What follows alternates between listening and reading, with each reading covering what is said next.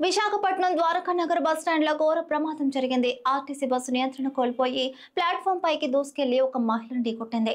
Bus stand pillar కి బస్సుకు మధ్యలో నలిగిపోయి మహిళ అక్కడికక్కడే మృతి చెందింది. మృతురాలు విజయనగరం జిల్లా ఎస్కోట మండలం పోతనాపల్లికి చెందిన గేదెల ముత్యాలమ్మగా గుర్తించారు. ఈ ప్రమాదంతో బస్టాండ్ లో ఉన్న ప్రయాణికులు తీవ్ర భయాందోళనకు గురయ్యారు. పోలీసులు సంఘటనా స్థలానికి చేరుకుని కేసు నమోదు చేసి దర్యాప్తు ప్రారంభించారు. సీసీటీవీ ఫుటేజ్ ఆధారంగా ప్రమాదానికి గల కారణాలను వెతుకుతున్నారు. ఈ ఘటనతో ఆర్టీసీ సిబ్బంది నిర్లక్ష్యంపై విమర్శలు వెల్లువెత్తుతున్నాయి.